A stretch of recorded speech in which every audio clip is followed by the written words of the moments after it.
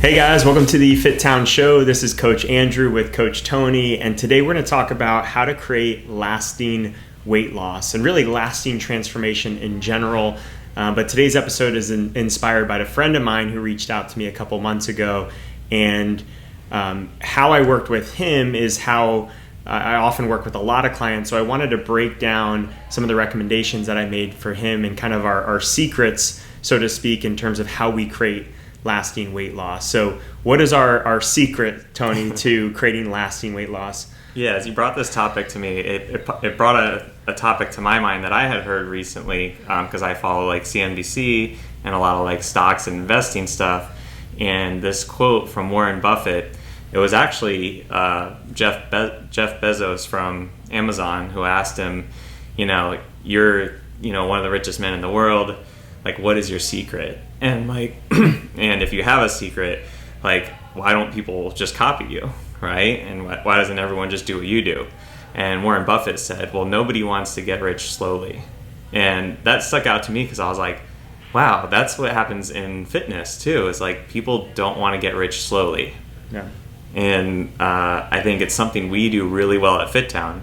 Not to say we've always like had this approach, but we've learned this approach by working with people and seeing some people not stick with the program and realizing that, hey, like, we need to send this message of let's help people get fit slowly so that they can make lasting change for the rest of their life. Yeah, and I mean, we've had people with dramatic transformations, so we're not saying that it's not possible or that by focusing on going slow, you completely eliminate the chance that you might see rapid results at some point. But where this really came to the table is I had a friend who I had reached out to just because I wanted to kind of chat and check in with them. And we started talking about where he was just from current weight, workout regimen. And this was back in the beginning of January, about 2 months ago. And he was just saying, I'm up more than 50 pounds from where I was, from where I feel really good. I need to get back into a workout routine. I need to get back into eating better. And this is someone who's an athlete. This is someone who's super competitive, probably the most competitive friend that I have. He'll compete at anything that you want to play against him at. And he's someone that if you, especially with 50 pounds to lose, you put him in a 30-day nutrition challenge and my money's on him to win it. I know that if I gave him a 30-day goal and said you need to lose 20, 25, 30 pounds, he will make it happen. And he's done that multiple times. I've seen him do it multiple times with paleo diets and low carb diets and working out every day. But where he's always struggled is that he's always put it on and fluctuated a lot and put it on often, just as fast or as close to as fast as he's taken it off. So when we started to have this conversation in January, I wanted to get across a few things. Number one is like, that's awesome that you are motivated and we're going to harness that motivation to create some initial change. But what I want you to do is completely reset your mind on what kind of rate you want to lose the weight at and be happier actually with a little bit slower progress as opposed to really chasing that 20 pounds in 30 days and trying to do a lot of things in the short term that would actually be at the detriment of his long-term progress. Yeah, and we're used to hearing like these big goals and ideas at the start of the year. We just can't, we're into March now, so they're kind of dying down, but we hear like these New Year's resolutions where people are just like, man, I'm going to do this, I'm going to do this, I'm going to do this. Mm-hmm. And it's like, I'm going to clean up my finances. I'm going to go to church every Sunday. I'm going to go to the gym 5 days a week. And there's all these big just promises that they're trying to set for themselves. And a lot of it doesn't last, as we know. And we're really there as coaches to help them manage those expectations. Yeah. So, like, as I look at him, the things that he were bringing to the table is he's like, okay, I'm not drinking alcohol for a month. And this is someone who was drinking when we talked in January every single night, a few drinks. This is someone who's like, I'm going to cut out all sweets. I'm going to cut out all going out. I'm going to start working out 5, 6, 7 days a week. He's got a Peloton at home, so he's going to do that every day. So, I like that he's highly motivated. I like that he's wanting to attack this head on. But I also wanted him to understand that that's not sustainable. It's not sustainable at all. So I said, you know what? Like, you've been eating pretty poorly, you've been drinking pretty poorly, you haven't been working out. For the first 2 weeks, if you want to go kind of cold turkey on stuff, I'm fine with that. Like, use that motivation to your advantage to get some momentum going. So I kind of see it like an airplane or a rocket ship that's taking off. It takes a lot more energy to get that thing off the runway and into the air. But then once it's in the air, we can start to dial things back and turn back some of the gauges and everything like that and let it kind of cruise while it's still continuing to elevate and gain momentum. So I was fine with him going for 10 to 14 days, really hard, especially on like the nutrition side of clearing out some of the alcohol, kind of detoxing from that, clearing out some of the sugar, some of the eating out. I was fine with that. When it came to the workouts though, that's where I really tried to get him to dial it in from day one to say, you know what, 3 days a week is awesome. If I can get 3 days a week, I'm gonna actually put it in my schedule Monday, Wednesday, and Friday. If I do more than that, it's a bonus, it's great, but I'm gonna actually build it into my Monday, Wednesday, Friday schedule, and these are my non-negotiable days. So I know if I wake up on a Monday, there's no doubt in my mind I'm doing it. It's set in stone. On a Tuesday, I can waver a little bit. If I want that first week to do Tuesday, Thursday, great, that's awesome, we'll take it. If not though, it's still a successful week. If I get to the end of the week and I've only worked out on Monday, Wednesday, and Friday, it's still a successful week. I think that's such a good point that you made about not trying to temper his enthusiasm and trying to keep that excitement high, because when, Tony Robbins says it, he's like, no, you're not going to change until like the pain of staying the same is greater than the pain of changing. And yeah, it's going to be painful to wake up at 5 a.m. to make sure you get that workout in. It's going to be painful to give up alcohol, when you've been drinking every single night.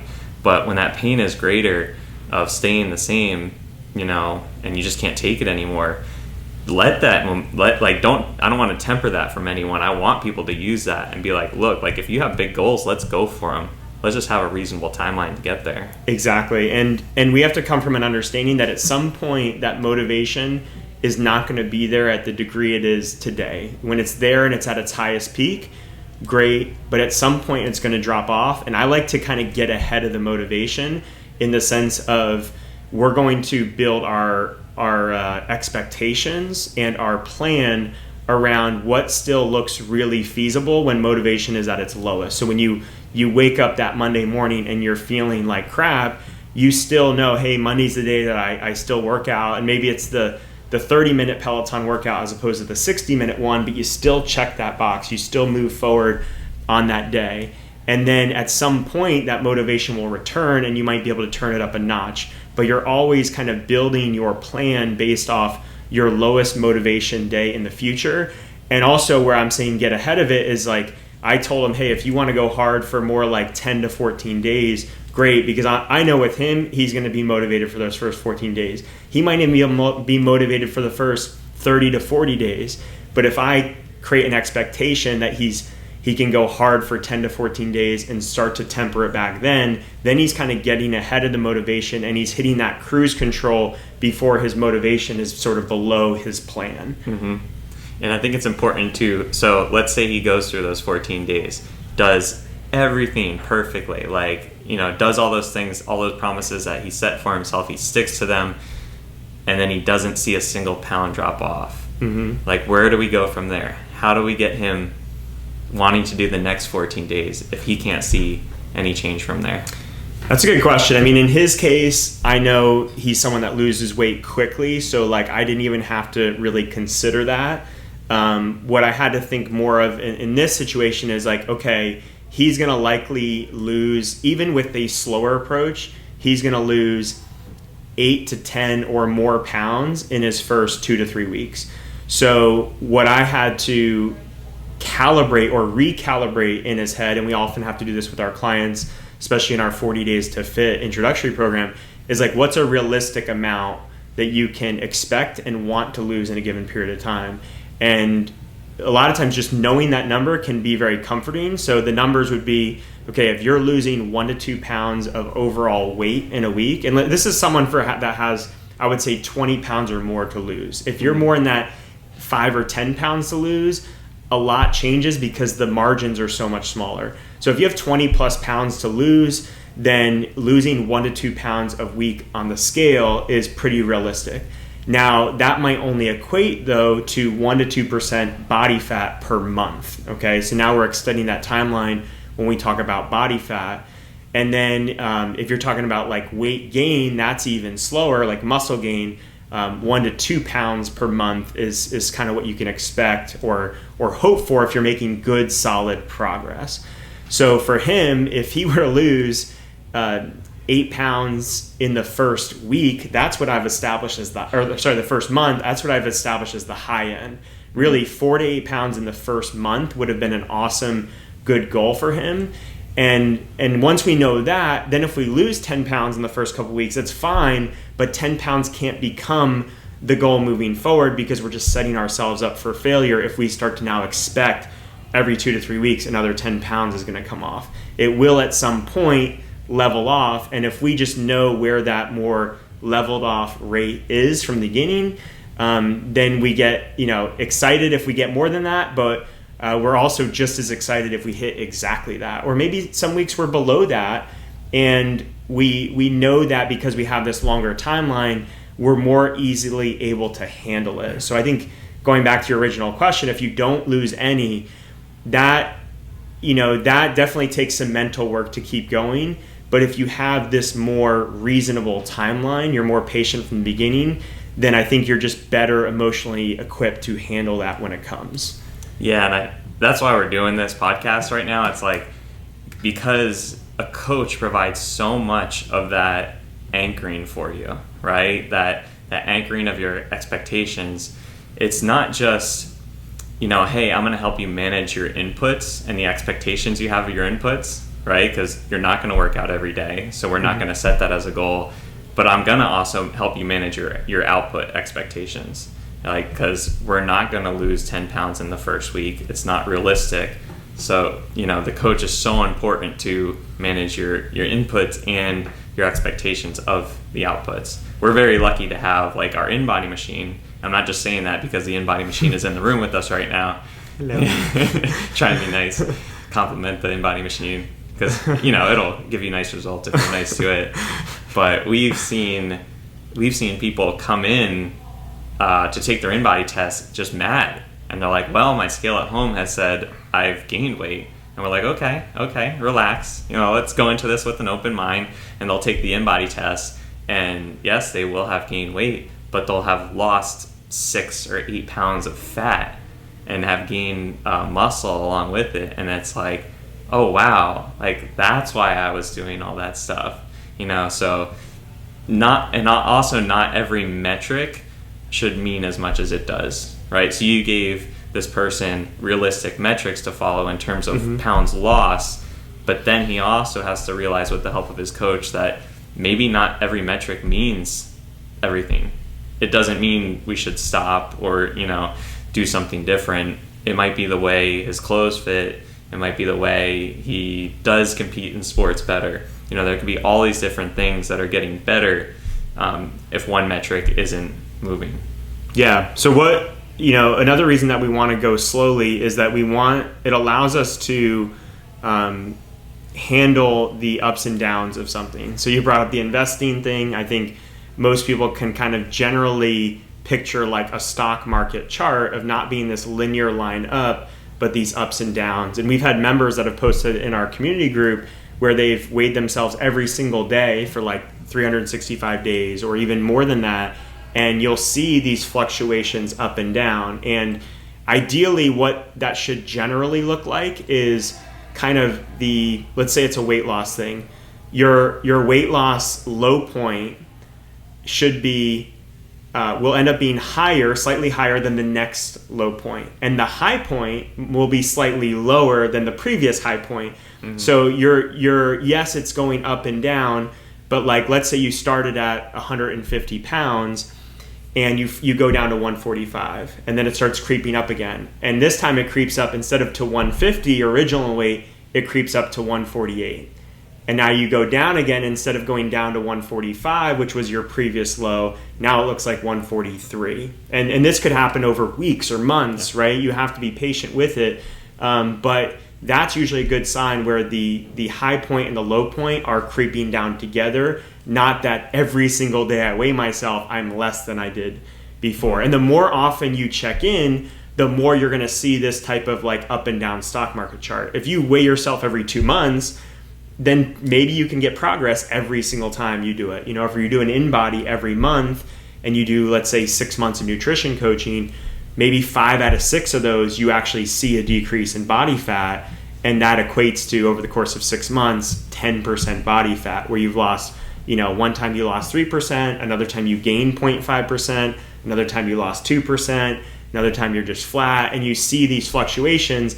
But over the course of the 6 months, you see that, oh, that actually ended up being 8, 9, 10% body fat, which is extremely significant, even though I went a month where I, in theory, didn't make progress. Yeah, when we have our members do the InBody scans, I don't recommend they do it any more than once a month. Any closer than that, you're just watching those numbers way too closely. So, you know, once a month at the very minimum, like I would even prefer like once every 2 months. Going back to like investing advice, I've heard someone very smart and rich say this, but they were asked like, how are you so good at investing? And they were like, oh, and it might have been Warren Buffett that said this. He was like, oh, that's easy. I don't check my stocks every day. Like, it's like, I just don't check them. And so he didn't have to react to them, and he didn't have to change his game plan because of them.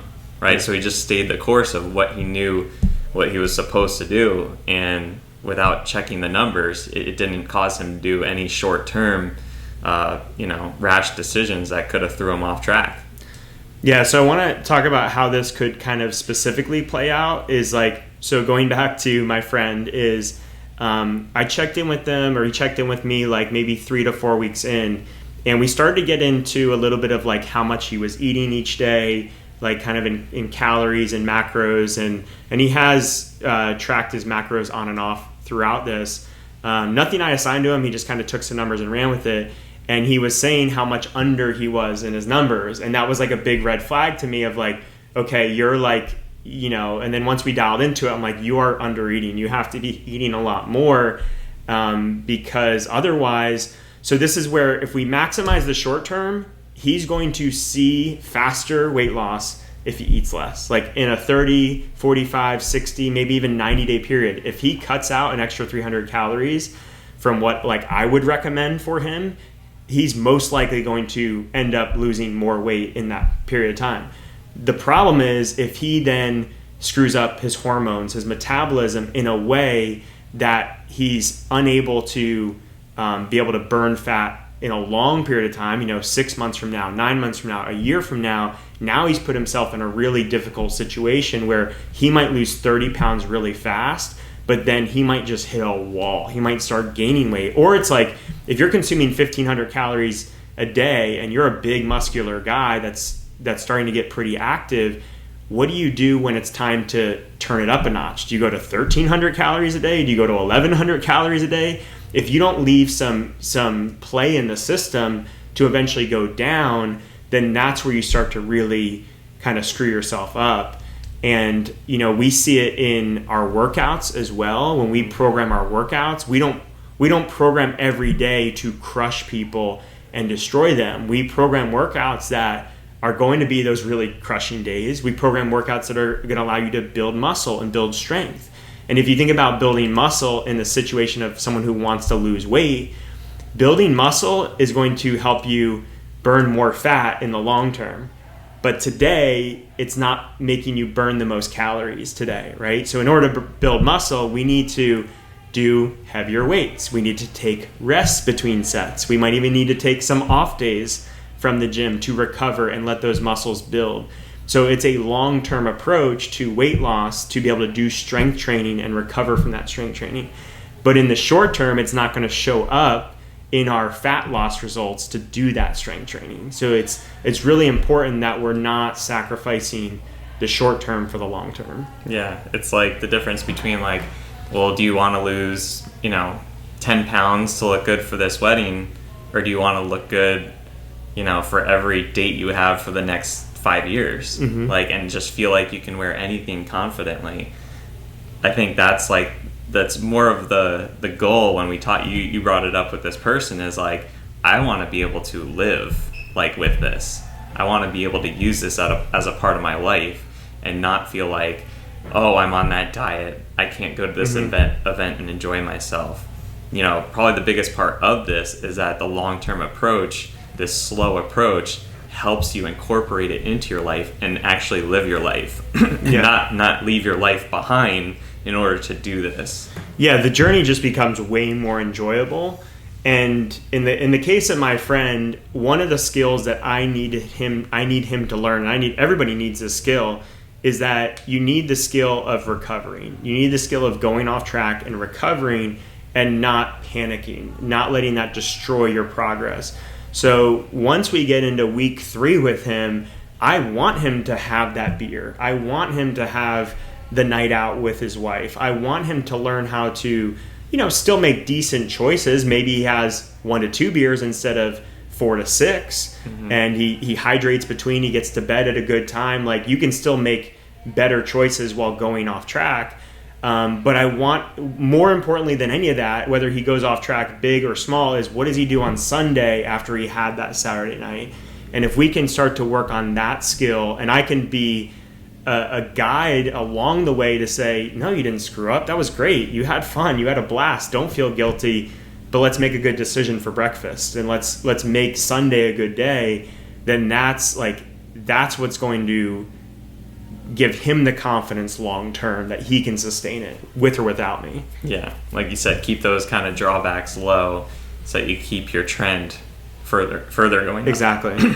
And then the other thing is, I think you get a chance to embody it longer, right? If you reach your goal weight in 60 days, you got there, but I think you haven't experienced all the nuances of life in your situation to really fully embody that. And when you let things run the course more, if you took the same amount of weight loss you did in 60 days and you did it in a full year, you've now learned so many different ways to manage that when you go on vacation, when work gets really busy, when some kind of family crisis comes and you're dealing with that. If you found a way to manage all those different things, then you just embody that success so much more. Oh, I love that. Yeah. All right, so I think we'll kind of wrap up there. I think that was really all we wanted to say on it. But yeah, I mean, I hope this doesn't discourage you guys from having big goals, because it's not about not having big goals. We want you guys to have the big goals, big vision for yourself that's going to get you motivated, that's going to get you out of bed in the morning. We just want you to have the patience and a little bit more structured and smaller plan, I would say, to get you there. So that way you can manage those ups and downs better, you can build it into your life better, and really see that lasting success, because that's really what it's all about, is can you get to live with this benefit you just achieved, not just check the box, I did it once, like the person that talks about their high school glory days all the time. We want to be able to live that for the next 30, 40, 50 years and experience what it means to be fit and healthy in our lives on a daily basis. So thanks for joining us, guys. We'll see you on the next one.